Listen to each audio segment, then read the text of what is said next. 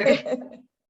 All right. It's nice to be here with you all. And today we're going to talk about the treatment of OCD and anxiety in children and adolescents. Okay. Well, I will introduce Dr. Lisa Coyne.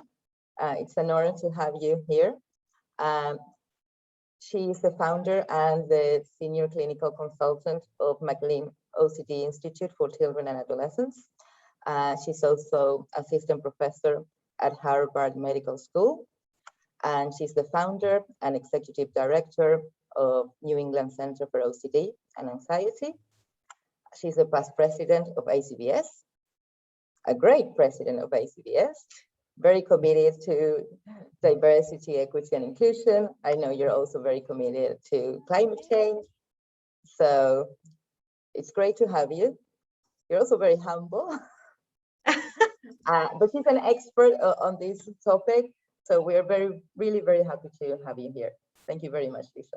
You're so welcome. And I am very honored to be here. I really love my work.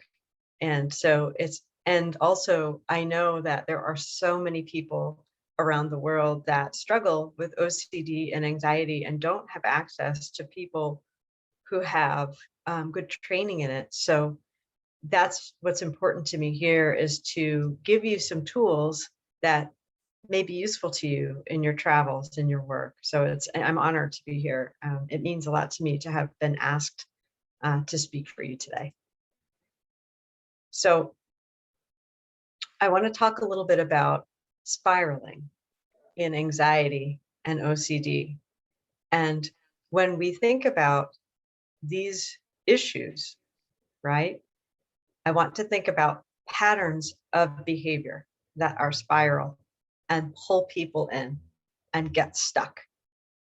And what I mean is patterns of avoidance. So when we think about disorder, I'm not a giant fan of just describing it. I'm more interested in thinking about how it works. And so we'll use a behavioral model of OCD and anxiety.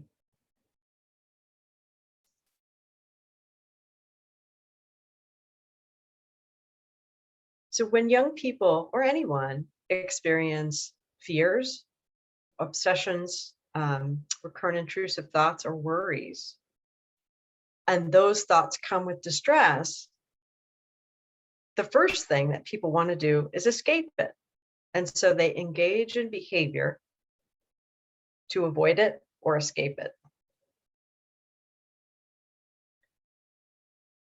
If that behavior has a repetitive quality, we call it a ritual or a compulsion.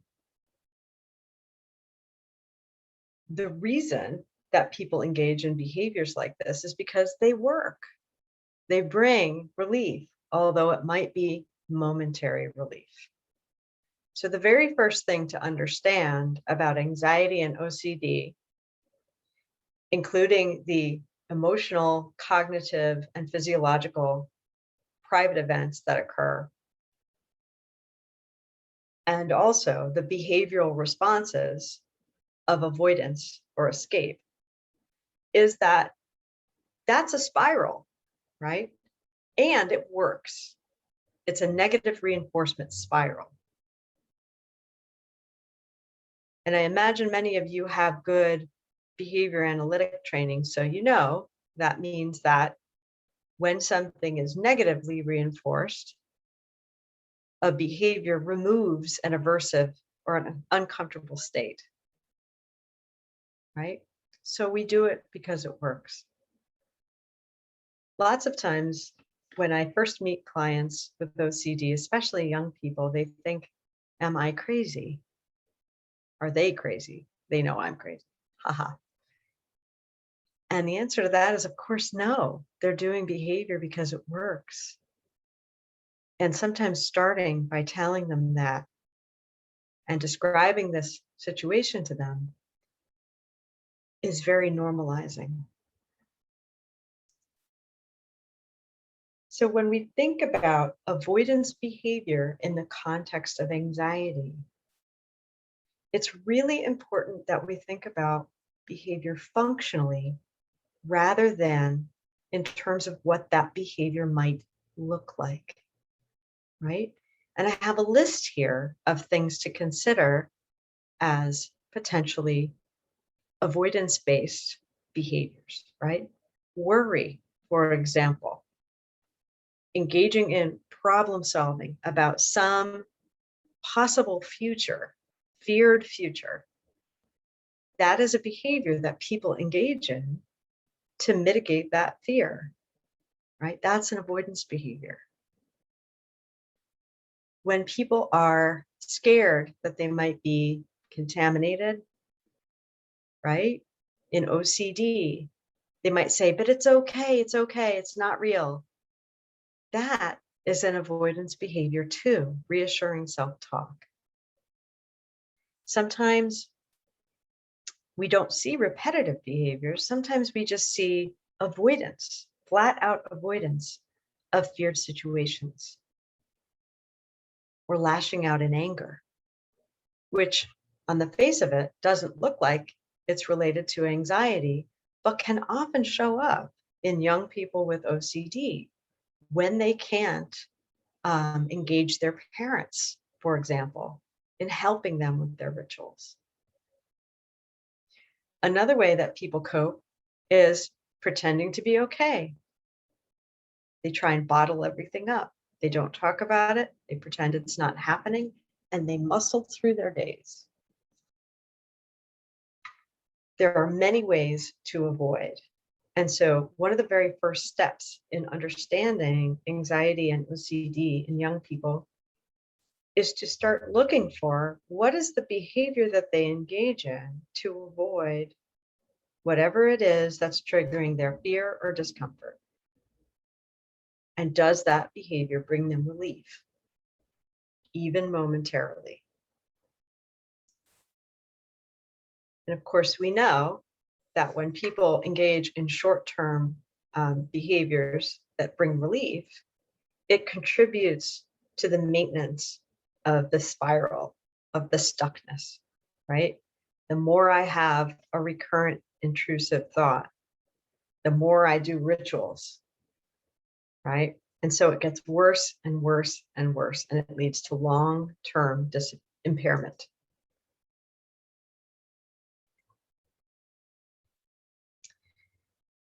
So treatment for anxiety or OCD, really at any age, is based on principles behind exposure, right? Exposure and response prevention for OCD.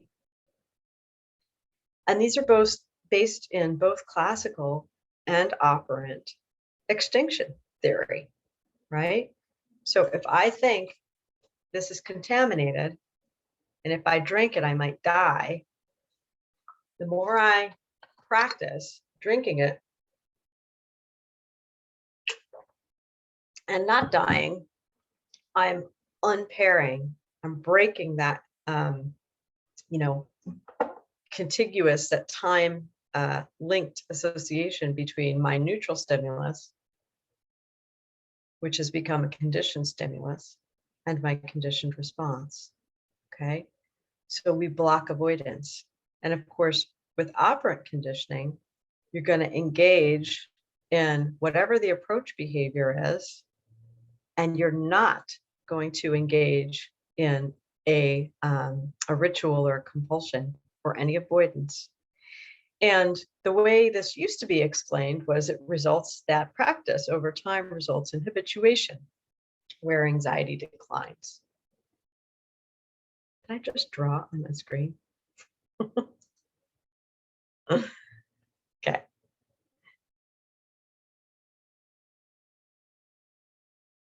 Okay, so the ingredients of exposure-based treatment are, first of all, facilitating approach to things that are frightening or uncomfortable, usually private events, but can be anything, and resisting in any sort of compensatory behavior that makes you feel better. So not engaging in any safety seeking, not engaging in any reassurance, et cetera, et cetera. So those are the two, and it's really important that, lots of times when new clinicians are doing exposure, they'll do the exposure part, but they won't practice the response prevention part. And that's where the treatment will start to fail, because you need to make sure that your client is not engaging in any avoidance behavior during your exposure. So here's how exposure works. You have an unwanted private event, so you avoid it. And when that removes or gives you some relief from that private event, algo de alivio, avoidance behavior is increased. esa conducta evitativa. Try to block that avoidance and stop that spiral right there. And now that's one way of thinking of exposure, okay, and response prevention. But I'm going to encourage you to think of it slightly differently, okay? So instead of the treatment target being blocking avoidance behavior, I want you to think about how can we shape approach behavior. So think about it like this. If there's a lion, my first response is, I'm going to run, because it's going to eat me. What we want to train is, when there's a lion, getting curious about that lion and exploring, okay? Now, we would never do this in the face of real danger, but of course, OCD and anxiety don't signal real danger. It's thinking, it's thoughts, and that is cognitive fusion, right? And so what we want to do is teach a very different behavior in the presence of those threat cues and those fear cues. So instead of thinking that the goal of exposure is to habituate, I want you to think about the goal of exposure and response prevention as shaping flexible, adaptive, effective behavior in the presence of OCD or anxiety cues. That's it. We think in our clinic and at McLean that thinking of it in this way helps you contribute to more durable treatment gains. And it gives you more precision in how to think about it, how to conceptualize it, how to teach it to your clients. So when we think about what does exposure look like, there are different ways that you can do exposure, okay?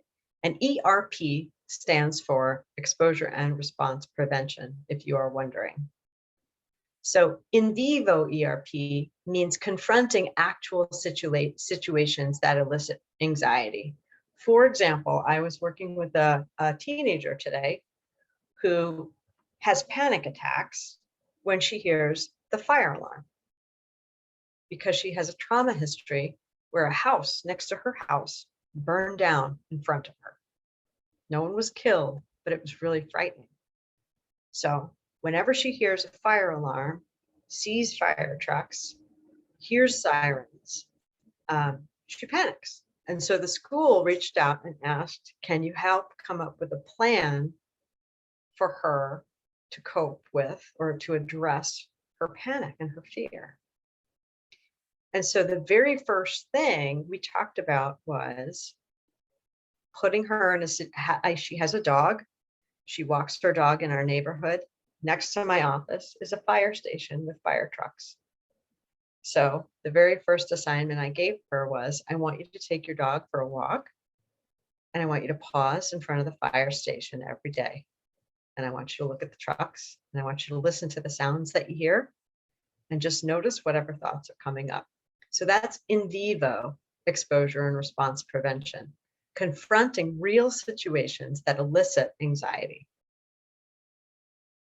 So the next one is imaginal exposure and response prevention. So for this, I asked her to write some stories about fire, write some stories about the alarm bell going off in the school, and write for a certain amount of time. With trauma treatment, we might do this for 30 minutes if we're using the written exposure treatment protocol, right, over 5 sessions. And we want to ensure that when we do those imaginal exposure and response prevention exercises, that we encourage our writers to use very vivid imagery that involves their 5 senses.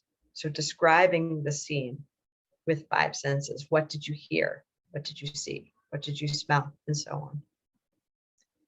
Finally, you can also do thought-focused exposure and response prevention. And for that, we might just say, repeat the word fire, write it 10 times. Say it to yourself quickly 10 times, kind of like the milk, milk, milk exercise that we all know from the ACT literature, right? Because lots of times people try to avoid thinking things. They avoid to try saying things. And so we bring those to the fore with thought-focused ERP. So as you can see, exposure and response prevention is very flexible, and there are many other ways to do it. These are 3 of the basic ways. So I thought it might be useful, since I'm guessing that you guys are aware of the DNAV model developed by Louise Hayes and Joe Cherokee, to think about how we might apply a developmental model of ACT to ERP. So it's important to note that both ACT, right, both as traditionally taught and in terms of the DNAV, and exposure and response prevention are exposure-based treatments. Why do I say that? Well, because both of them encourage approach to unwanted, previously avoided private events when avoidance of those things gets in the way of engagement in valued living. Okay? So they have something in common right from the beginning. And by the way, isn't this little guy cute? All right. So for those of you who may not be familiar with the theory behind the DNAV, very simply put, it's based on evolutionary theory, right? That we apply to behavior.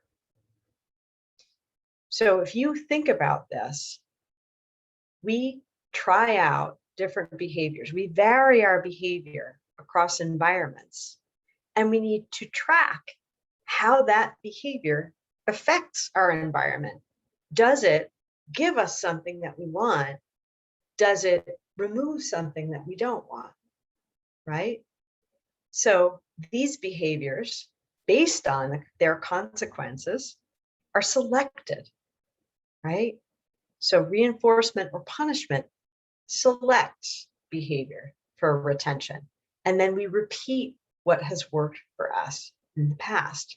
And then the purpose of this, of course, is to effectively adapt to our context and survive.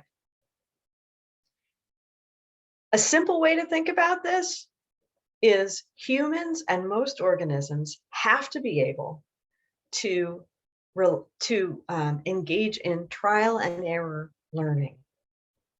And they need to be able to track, to notice, to discriminate the effects of their behavior on the environment. So the DNAV model is all about helping children and adolescents and young adults and adults now adapt to their context and survive through engaging in trial and error learning. Guess what people with anxiety and OCD are really bad at? Trial and error learning. Okay. So just to kind of back up, these are the core tenets of the DNAV model. One is it operates on the assumption that all of our behavior makes sense, right? There's no behavior that doesn't have a function or a purpose. It doesn't always work the way we want it to, but it always has an intention behind it. Number two, We can't understand behavior outside of its context. And it's worth taking a few minutes to define, what do we mean when we say the word context? What does that even mean? So for me and for Louise and Joe, context means all of the dynamic events that are happening around you that influence your behavior. It's important to remember that context can go on outside your skin in your environment, but it can also happen inside your skin. Okay? The context of your mood, the context of your motivation level, the context of your frame of mind on a given day. Those are all contexts. And these can occur in interpersonal, right, between people, and intrapersonal situations, right? So on a day when I have screwed something up, made big mistakes in something, that is going to affect my behavior. On a day when I think I've done everything great, everything's fabulous, that's going to affect my behavior, okay? So everything we do is an adaptation to a specific context. So when we think about children and adolescents with OCD or anxiety, they are often dominated by their inner experience. They're stuck in their thoughts, okay? Usually those thoughts are about things that cause them anxiety and fear. And when there's a threat, right, our behavior, our behavioral repertoire narrows to escape or avoidance. Get me out of here. Let me hide under the covers. Okay. So when you first meet young people who have anxiety or OCD, you're going to notice, and check this out with your own experience, right, that you're not going to see a whole lot of variability in their behavior. Most of what they do related to their anxiety and OCD is going to be about escape or avoidance.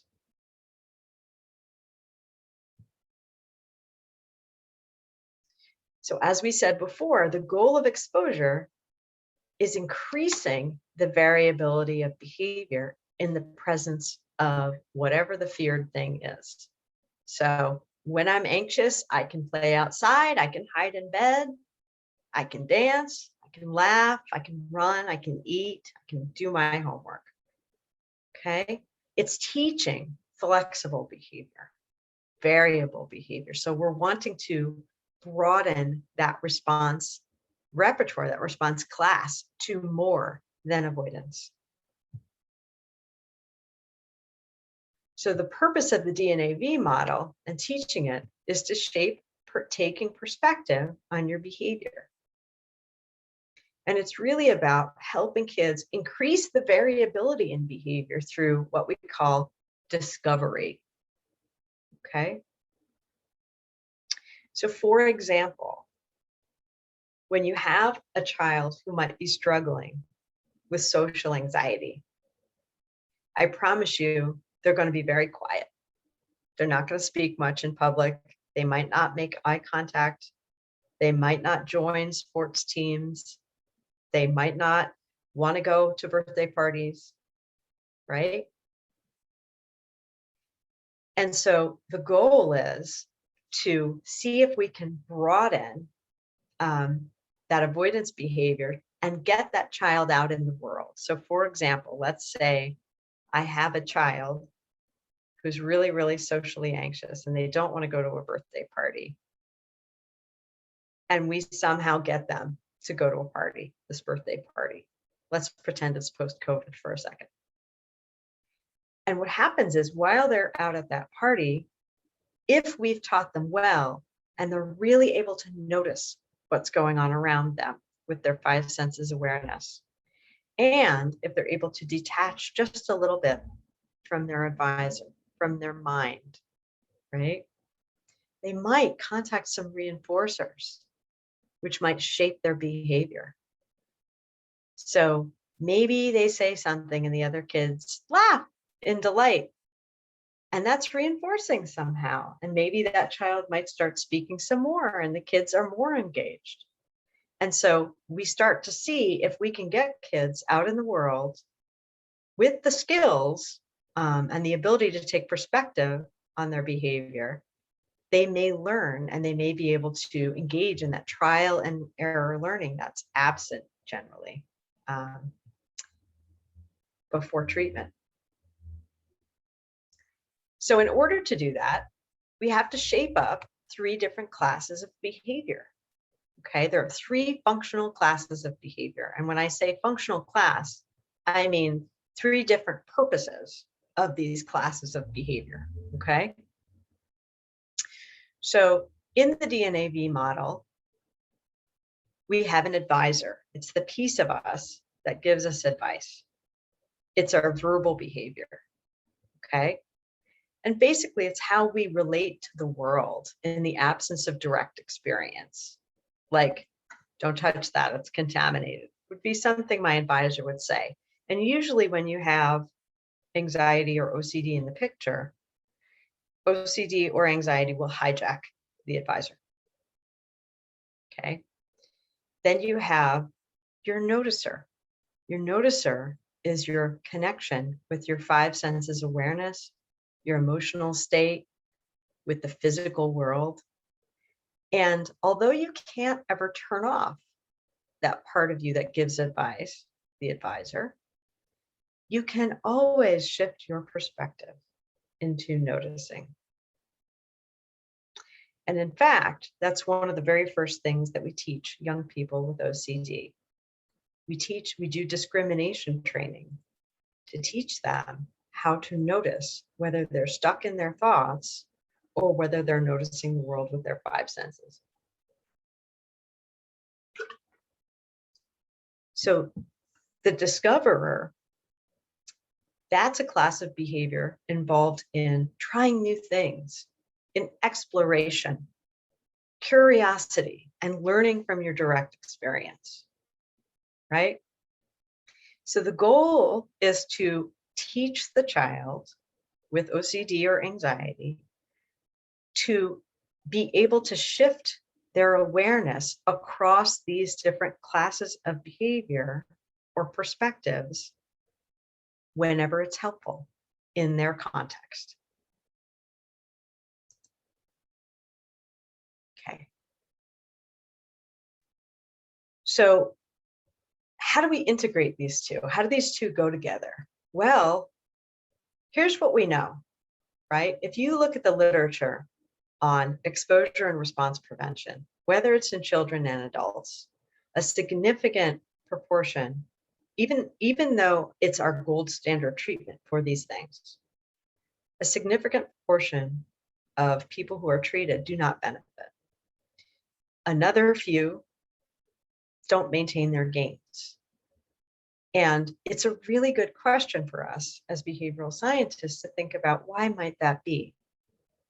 There are many reasons, in my opinion, but one of them is that sometimes people do not have the skills to engage properly in exposure and response prevention.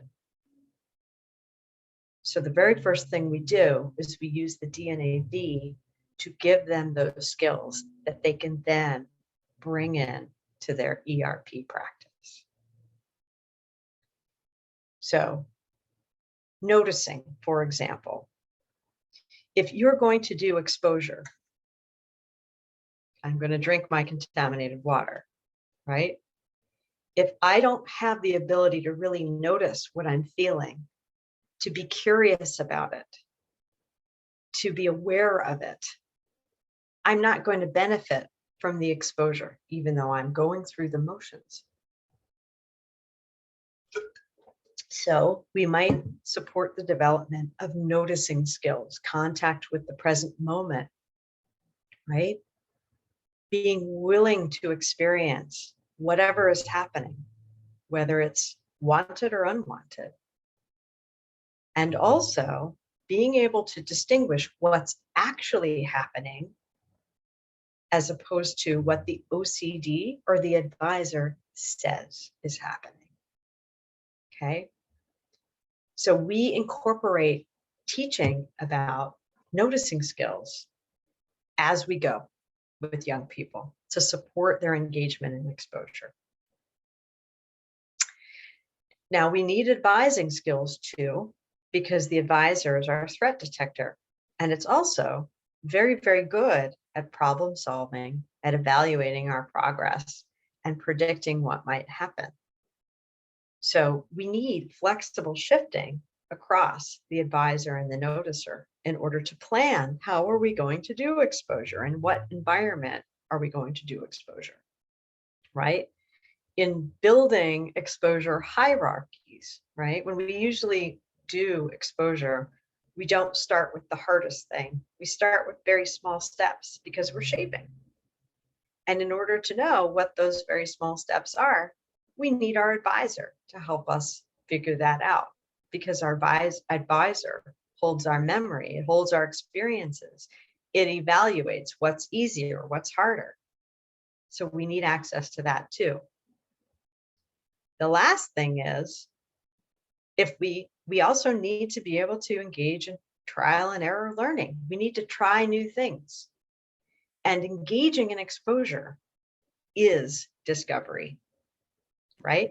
Choosing deliberately to be uncomfortable, even when you're scared, even when your advisor says not to do it. That's the nature of exposure and response prevention. So it's important to remember with the DNAV model that we really can't understand how behavior works outside of its context. And so there are two other views that are important to shape in young people. One is their ability to evaluate and see themselves accurately across different contexts, right? So they need to be able to discriminate between themselves as observers and themselves as actors, right? And another example of this that we incorporate all the time in exposure treatment is helping young people distinguish between them and their OCD, right? The next perspective that is important is to be able to take this perspective of other people and groups. This supports young people's relationship building, and it helps them notice the effects of their behavior on their family and their friends. And these views, the self view and the social view, arise from practicing the other DNAV skills, and they also influence the use of those skills. So the bottom line that we're teaching is we want children to increase their willingness to feel scared and do whatever it is that they care about anyway.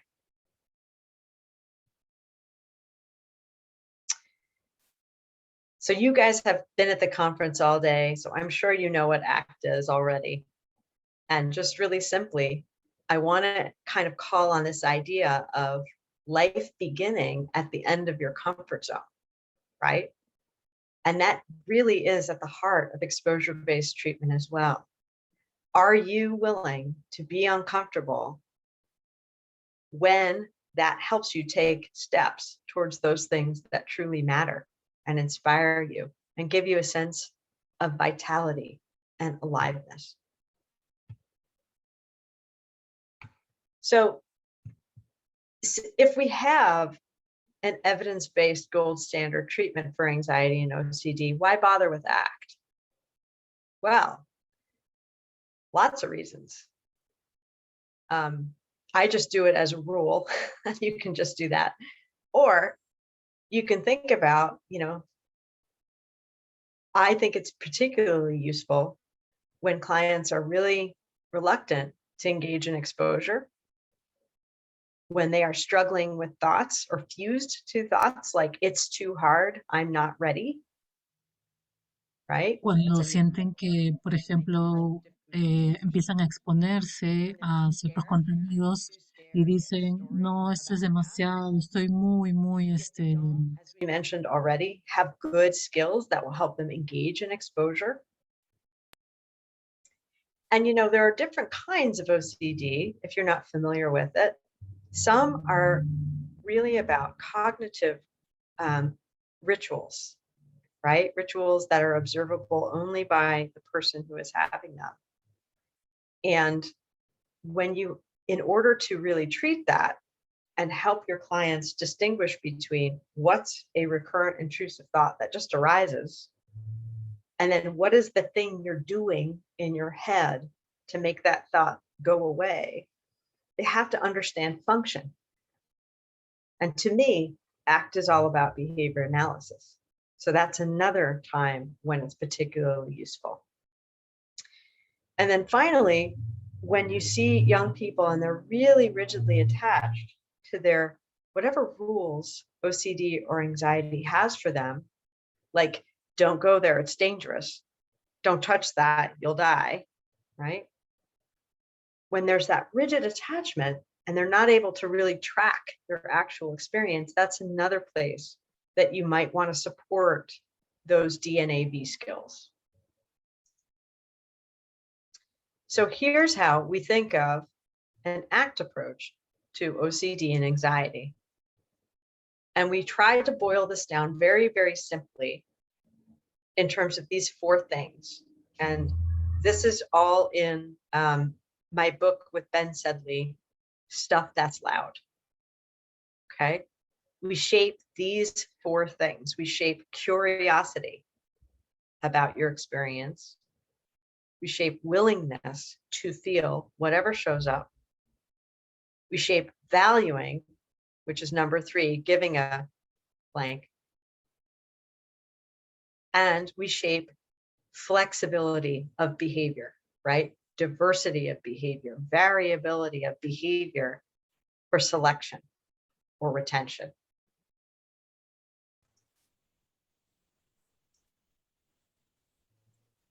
So there are 2 sort of things that we keep in mind when we are using the DNAV or ACT with exposure and response prevention. And one thing is really to support motivation to engage in that kind of activity, right? We do that by placing engagement in ERP in the context of values, right? We create that verbal context in our sessions that this hard thing you're going to do is going to lead you toward your values. We also do this, we support choosing to deliberately be uncomfortable instead of making myself do it or forcing myself, right? Because if clients are using self-coercion to move forward, that's generally not a very sustainable practice, and it gets aversive. What we're looking for is willing choice to, on purpose, be uncomfortable so that you can do something that you care about. That's not something that's captured well in most of the cognitive behavioral manuals for exposure and response prevention. So adding that context of valuing is very important, and it's a really lovely addition. Because when we use ACT with ERP, we hope to increase one's attention and richen their attention and deepen their attention to those previously avoided private events. And because we try to undermine unhelpful control strategies, we think that it actually enhances exposure. It helps them get it, helps them understand it, helps them do it, helps them benefit more from it. And it helps them better learn from exposure because they're more able to track the effects of their behavior in the world.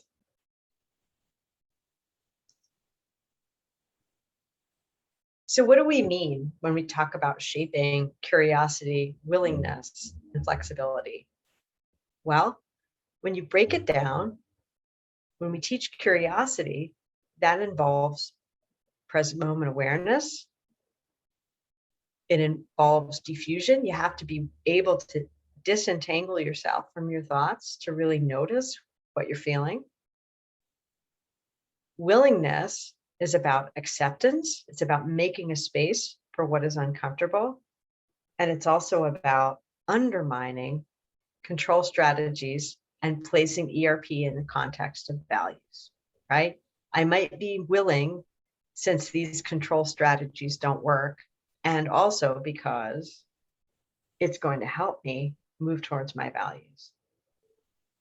And when we think about flexibility, well, that supports generalization and maintenance of gains, because we really want a client to practice engaging in exposure and response prevention everywhere, in every environment, as many times as they can, in internal and external contexts.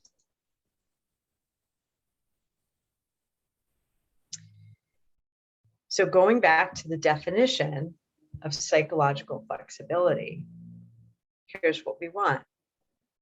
When we're presented with a threat cue, we want to contact the present moment fully, without defense, as a conscious human being, and changing or persisting in behavior in the service of chosen values.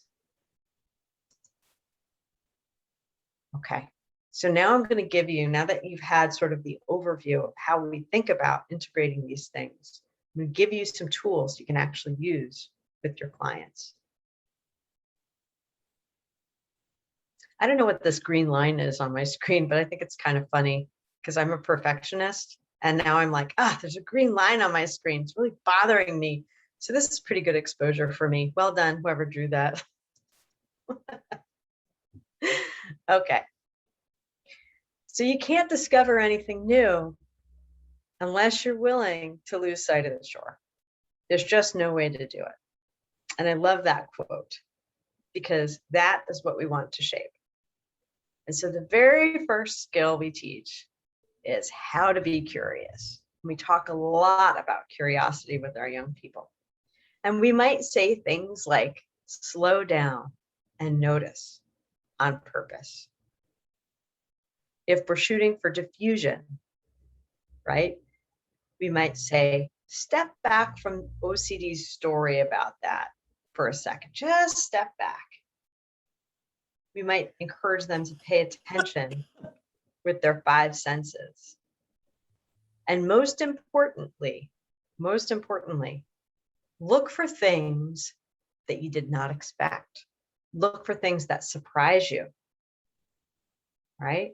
Look for things that are different than what you thought would happen. So I'm going to ask you guys to do that on this slide. Take a moment and notice this little face, and notice what shows up for you as you look at it.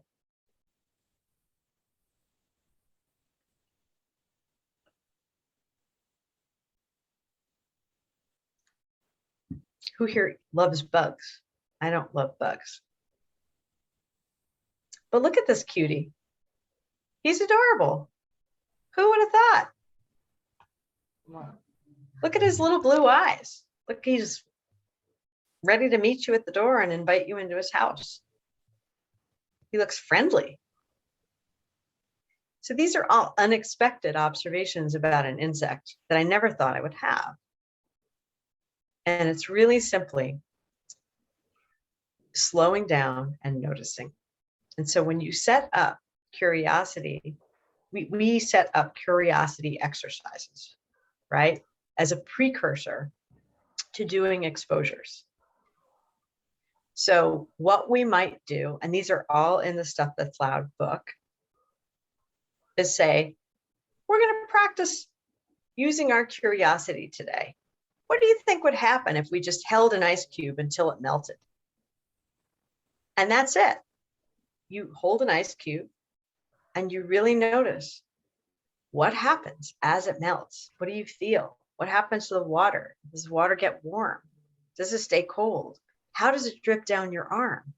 Does it drip down your arm? Right? And the principles behind the curiosity workouts are choosing something that's an unpleasant experience, not necessarily related to their OCD, but something that feels unpleasant or not just right, and teaching, encouraging, and reinforcing your young client to engage in that thing with their full 5 senses awareness. And these are all on the slide examples of that. And so what you're doing is you're teaching the move behind exposure, but in a different context, unrelated to OCD. It's a very small step, but you're starting to build skills, right? And it's really funny. We used to do this with kids on our unit, and kids would be walking around with pen marks all over their face. What are you doing? And noticing people's responses to them, and noticing what happened, and noticing how that was different from what they expected, right? So that teaches full engagement in approaching previously avoided things, and also breaking some of those self-rules they might have and getting them out of their head and into their bodies, noticing. Okay. So the next piece is willingness. How do we teach willingness to young people? So this is a quote in the Stuff That's Loud book from a young person who we treated with this approach that we're teaching you. And he said, I remember the specific day that I told myself I would overcome my OCD. Thought about how many people will never experience something so difficult in their lives, and that this may be the most difficult struggle I ever face as well. After establishing that, I had another thought. If I can overcome this, if I can lean in and move towards helping myself, I could live the rest of my life knowing that I had conquered an adversity unlike any other. I could live with complete confidence that if I set my mind to it, I could do anything. That day, I went out of the house for the first time in weeks. And so the reason I show you this is that you can hear his shift, his pivot towards willingness. He went from, this is the most difficult struggle. But wait a minute. Actually, this struggle can give me something that matters to me, that's important to me. And in the context of that verbal behavior, his behavior changed and he made a different choice. That's an example of that's observing willingness, right? So the trick is, how do you create willingness, or how do you create a context in which willingness increases in your young person, in your session? So when we say willingness, to be very clear, we mean willingness to feel whatever you're feeling during exposure without protecting yourself or white knuckling, right? That means engaging in covert avoidance, okay?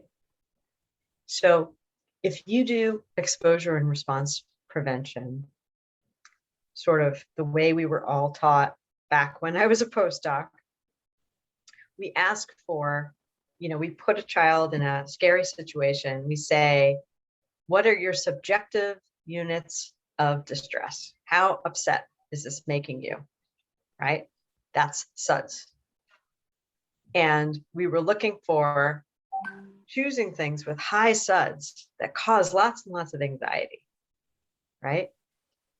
But what we're more interested in, and it's I think useful to track, where's your anxiety at? What are you noticing, right? only to help them as a verbal prompt to help them notice their experience. I don't really care what it is. I care that they're choosing to be in it, right? What I'm more interested in is how willing are you to have this experience on purpose, right? So when I am helping young people choose exposure exercises to do, I really want to encourage them to choose things that they're very willing to do, right? So we usually use a scale of 1 to 10 for willingness, with 10 being I'm super, super willing, and 1 being no way, I'm not doing that, forget it, right? So ideally, we want to work towards things that cause them lots and lots of anxiety and high willingness, but we're going to start with low anxiety, maybe, and high willingness, like those curiosity exercises we talked about earlier. Okay. So that's one way to shape willingness. Another way is to, when you're engaging in exposure and response prevention, to encourage your young people to engage in it randomly across different environments as it arises, right? Because life is going to throw them lots of triggers for their anxiety or their OCD. And what you want is whenever life throws you a trigger, that should be a cue to go ahead and engage in an exposure, to stay, be curious, see what's happening, right? And you want to shape their choice in doing that. So sometimes when people, even really great clinicians, really well-trained clinicians, do exposure and response prevention with young people, they can get stuck in a bit of a tug of war, where they feel like it's their job to make this young person do an exposure exercise. You don't want to do that, right? It's really important to see if you can shape willing choice, because if you're doing that, you're shaping that young person's agency, right? Sometimes you will want to push, though, right? Because it's really hard for kids to make those decisions. So we have to be flexible as clinicians sometimes and break our own rules, okay? And ask for permission to push. Sometimes we get pulled into tug of wars when kids say things like, oh, it's too hard. Oh, I can't. I'm not ready. And immediately we might start thinking or arguing with them or trying to convince them, you are ready. No, you can do it. No, really, you can do it. No, I can't. And suddenly we're not doing an exposure, and all we're doing is this push-pull, right? So what I do when those thoughts show up is I label them as thoughts. Wow, I noticed your OCD just gave you a thought. It's too hard. I'll ask them to engage in 5 senses awareness. I'm curious, what are you noticing? What emotion are you feeling? Where do you feel it in your body? What story does your OCD tell you? And then I'll encourage them to stay. Let's just see if we can hang out here in this possibility. You're having the thought that it's too hard, and you could do it or not, and just notice that, right? So I don't push. And what I do, though, is remember that if there's avoidance, the feared stuff is already in the room. You know, it's already there, waiting for you to work with it. So getting that child to stay and really not getting caught in the content of, I'm not ready or it's too hard, is very important. Because here's the thing, and this is just a little snippet from the book. Kids will never, no one ever feels ready. Los chicos nunca se van a sentir listos a sentir que es tiempo para hacer exposición. Siempre van a estar como evitándolo. There's always going to be uncertainty about how it's going to go. And it doesn't get any easier if you wait. So you best do it right now. Okay. I keep moving my little window. Oops. So I want to take a few moments to think about our kids' ideas of the self, right? Of who they are. Because lots of times young people, when they have OCD or anxiety, they have trouble separating themselves out from that OCD or that anxiety. Okay. And so I thought I would show you a quote from Michelle Obama, who says, "Now I think it's one of the most useless questions an adult can ask a child. What do you want to be when you grow up? As if growing up is finite. As if at some point you become something and that's the end."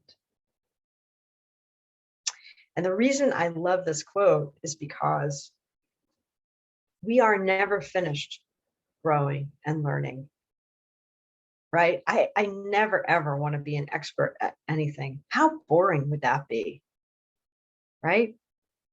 Because when you think you're an expert, that's when you stop learning. I have no interest in that. I want to learn until my last breath. And I want to keep changing until my last breath. And so when you have young people who feel like I am my OCD or I am my anxiety, it's a very finite being, right? We want to help them understand that they are not done and that they are capable of change, and they're always, in fact, changing. So Louise and Joe, in their DNAV book, The Thriving Adolescent, talk about why that constructed self, that story of who we are, becomes a problem. So it's important to know and to think about, who we are is really something, our idea of ourselves is something based on our learning history. And that learning history occurs in a social context. Okay. Now, having a self-concept is helpful when it drives us to engage in really diverse, varied, valued behaviors. So, for example, I have this concept of myself as playful, kind, I love adventure, irreverent,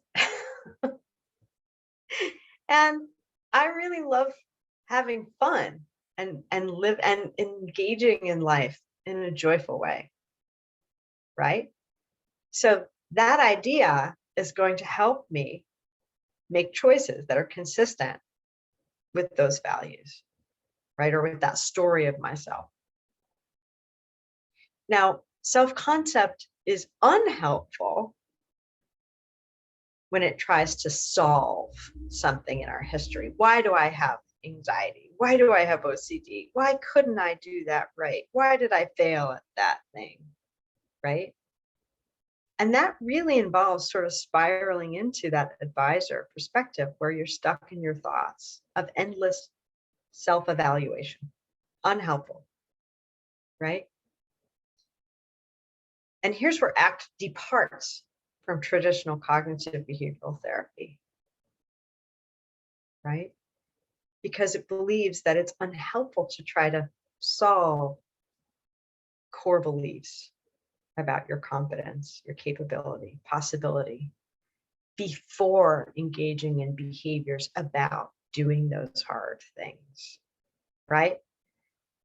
So this is important in the context of treating anxiety and OCD when kids feel like they can't get better. They can't do this treatment. It's too hard. First, they have to feel like they can do it, and then they'll do it. And that's a trap, of course, right? we have to teach them, you can have the thought that you can't do it and try it anyway. And that is, of course, discovery behavior in the DNAB. So I wanted to talk a little bit and give you some examples of how having a very narrow self-view might impact someone, a young teen girl with anxiety. So the context is Yara cares about her friends, and she cares about feeling like she belongs to a group. So what happens in this context is she goes to a football match looking for her friends, and they blow her off, which means they're not there. She can't find them. They're doing something else. They said they would meet her. They didn't meet her. So the consequences for Yara is that she notices she's anxious. She has the thoughts, I'm unlikable. I'm unworthy. I'm so anxious. And then she engages in another behavior. She leaves that football match, and in the future, she doesn't go back to any more of them.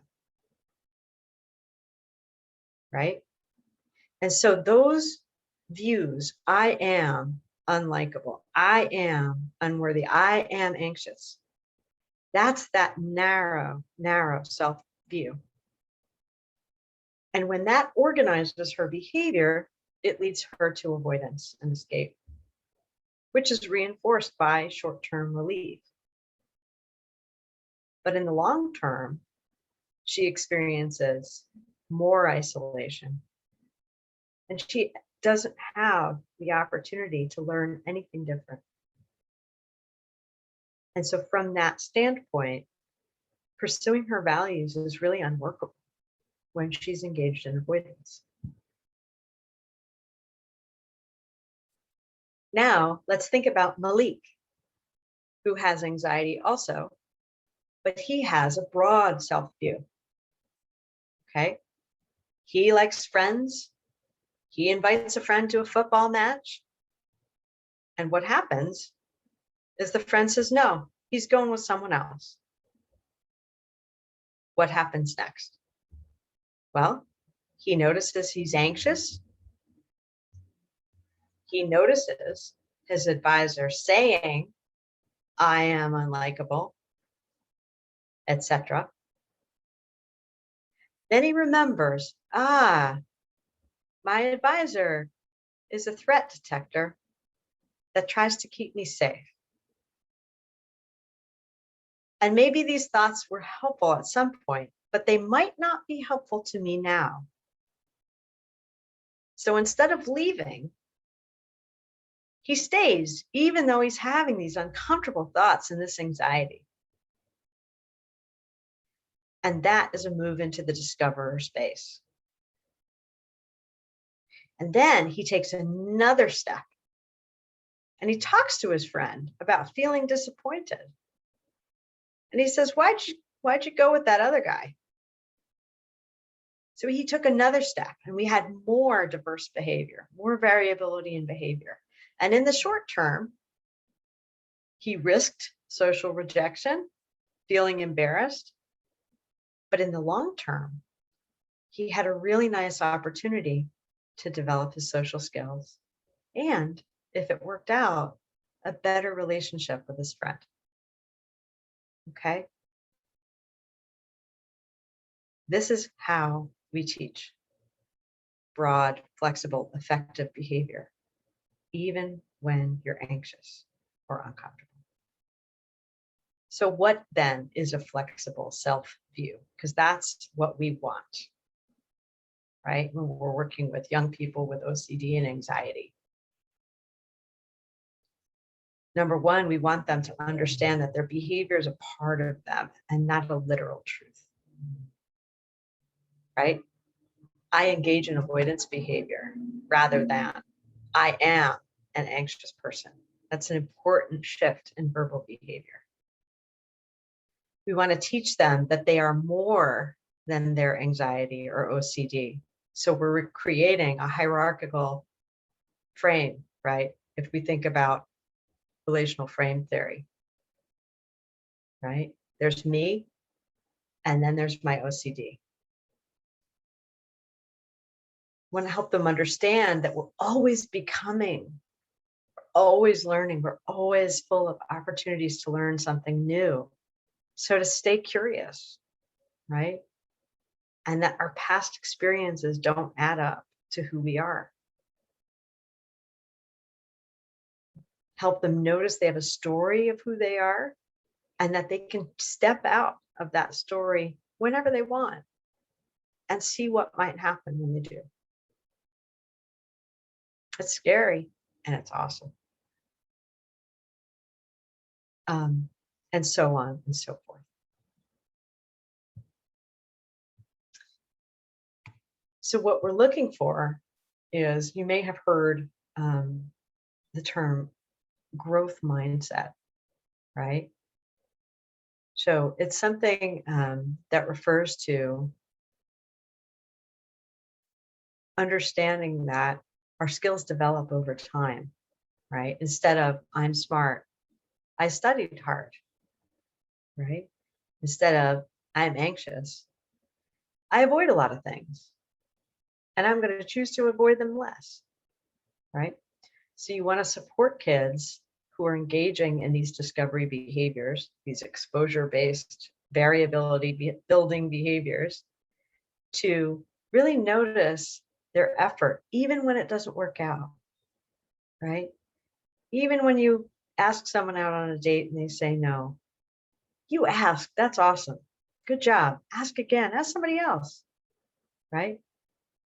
Remind them to use the word yet in their verbal behavior. I can't do this yet. I'm not good at this yet, right? And help them notice that those self-statements are their advisor talking. All of those things will help them contact a more flexible, fluid, process-based idea of the self instead of a constructed self as content. All right, let me see. I'm just going to check the time because I want to make sure there's a few things I want to make sure we get to, and I think we don't have too much time.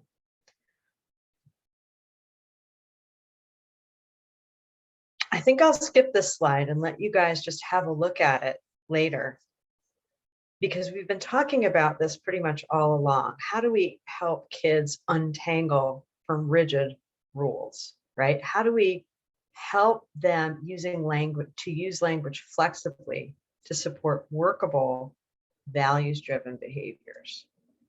Okay. One thing that's really important when you do this is to teach them to let go of the outcome. It's really less about the outcome and more about taking a step in a direction and learning how that worked and switching your strategy if that's useful, or persisting if that's useful.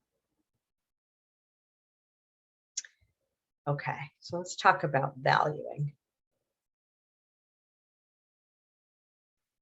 So one thing that's really important about valuing is giving agency back to your young person, right? When you work with kids and teens, very often they feel like, you know, they're told what to do by so many people, their parents, their teachers, other authority figures. And so to really help them connect with the things that matter to them and choose their behaviors based in that context is an important thing that builds their agency, right?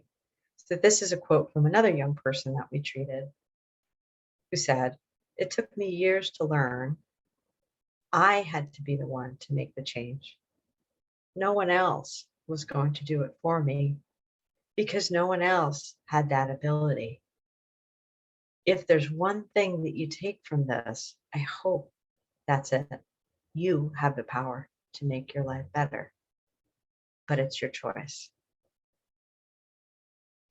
So the trick about engaging anxious kids and kids with OCD in valuing behavior is You have to use your verbal behavior as a clinician to help create a value, something that's bigger and more important than the adversity that they're struggling with. How do you do that? Where something matters so much, they are willing to do hard things that are scary.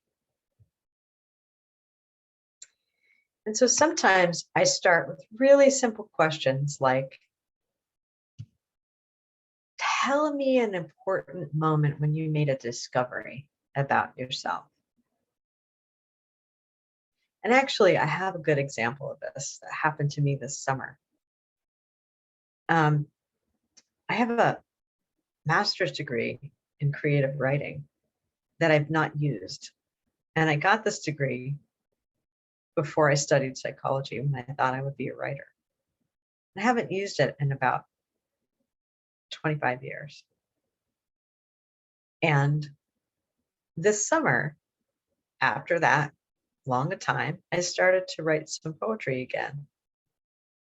I never thought I would. I really did not. I had a story about I'm never going to write again. It's not important. It doesn't matter.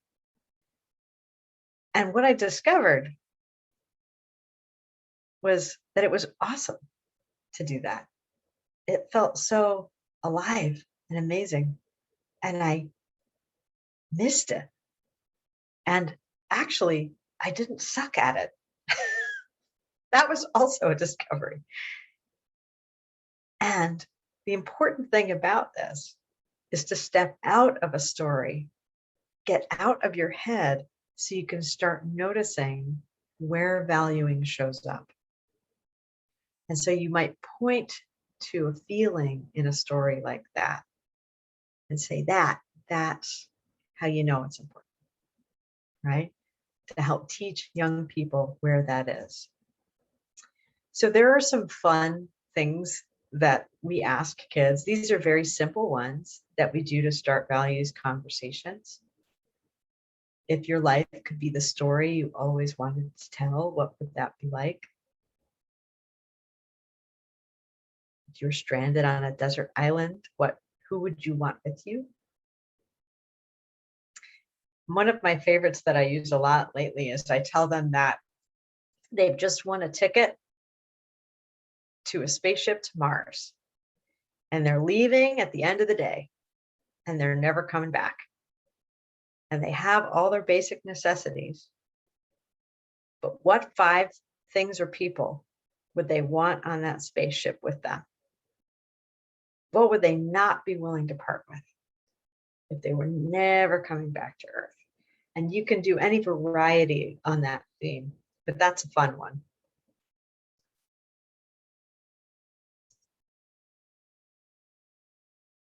So what you want to encourage through this values-based behaving is to create some new rules about the self. Instead of, I must avoid things that scare me, in order to discover those things that matter, I must be curious and explore, and maybe make some new rules.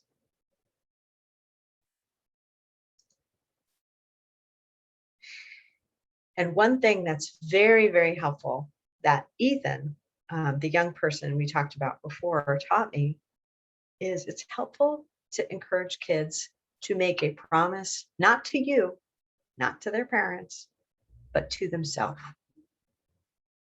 right? And have them practice promising to engage in whatever the exposure and response prevention exercise is, no matter what, because it's a step towards what they really, really care about.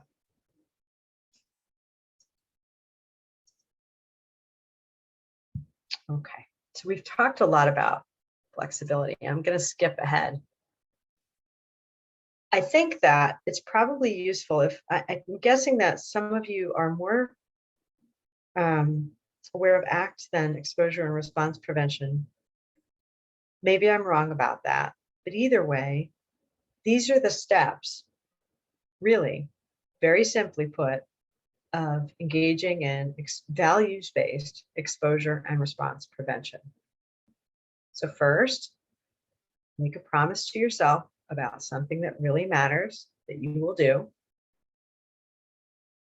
How will you lean into discomfort? How will you practice being uncomfortable? Start small. Don't do the hardest thing, but choose something you're really willing to do that causes you some distress. Repeat, and don't do anything to make yourself feel better. And then practice it. Practice, practice, practice, practice. One thing I think that's sometimes lost, if we just do ACT and we don't really incorporate exposure and response prevention, is consistent, systematic practice of leaning into the things that are hard across all contexts that we can. So that's that repeat, keep it up, practice everywhere. Don't stop. Because really what you want is not for these kids to go, oh, I'm done with my exposure and response prevention treatment. I can just go back and do whatever. No, you want to change how they live and their relationship to adversity forever. And the really cool thing about that, when you do it well, is that they will actually take the skills you teach them to deal with their anxiety and OCD, and they will use it elsewhere in their life. And they start to discover their strengths and how many and how deep they are. And that's just magic when that starts to happen. It's really the coolest thing ever. And that's how we support generalization. So I'm going to skip ahead because I want to show you this one last tool that I developed. And we don't have a great or sexy name for it, so apologies for that. But it's really useful for young people. So we start with, we call it the comfort versus discovery zone model. And I have sheets just like this, okay? And I'll explain how you use it because it's a really lovely assessment tool. And it's a really lovely thing that you can use to assign between session work when you're working with young people with anxiety and OCD. So the first thing you do, these numbers are wrong, is you write in here what kids care about, what matters to them. You might use some of those questions from earlier. Then you ask, and ask it just like this. What are the things that you do to keep yourself in your comfort zone? And when you do that, wait a minute, I'm looking for, hang on. That's not going to help me. Never mind. What you want to do is you want to write those in this small blue circle. And it's small for a reason, okay? The visual is important. What are the things you do? So they might say things like, I avoid touching surfaces. I avoid going to football matches. I avoid asking people out. I avoid making eye contact, right? Put all those avoidance behaviors that they do to make themselves comfortable in here. Then ask, how comfortable are you in your comfort zone? And have them notice that. And when you ask it in that way, a lot of them discover that actually their comfort zone kind of sucks. And it might even be the first time that they notice that, wow, I do all this stuff and it actually doesn't really make things that much better. As a matter of fact, I feel kind of trapped in this small space, right? The next thing you ask, what are things that you would really like to do or that are important to you that you can't do while you're working on being in your comfort zone?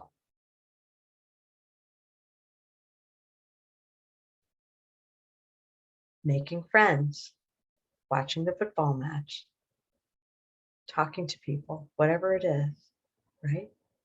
And then you say, what is one small thing you might choose to practice doing outside of your comfort zone to move towards these things that matter to you. Now, when you use this, you can see kind of this is laced in with the matrix, right? But it's just drawn differently. But we're teaching kids to notice the function of their behavior. We're teaching them to notice the difference between how they label it and how it actually works. One thing I tell them is that they can choose to be in or out of their comfort zone at any time. That's up to them. If you want to try a discovery behavior and your willingness evaporates, you could choose to go back in your comfort zone. Just notice how that works and notice what it's like out there not doing the thing that you care about, right? But it gives them efficacy, self-efficacy, and they have control over their choice. They don't have control over their thoughts and feelings, but they do over their choice. So here's an example of how you might create exposures using this model, right? So if I care about friends, playing football, and science, here are things I might explore. And here's our response prevention piece over here. Here are comfort behaviors to resist. So I'm going to avoid not speaking up in class, and I'm going to explore asking questions in class. And then you can ask them about how willing are they to do this. And if it were me, I would start with this one at the bottom, number 6, because willingness is higher. So I'm going to avoid playing video games by myself. And instead, I'm going to try meeting a friend to practice. And so you can develop a systematic hierarchy using something like this that's very values consistent. And I will leave you with that little tool and this quote from John Green, because we started thinking about getting spiraled in by these, response, these antecedent response behaviors.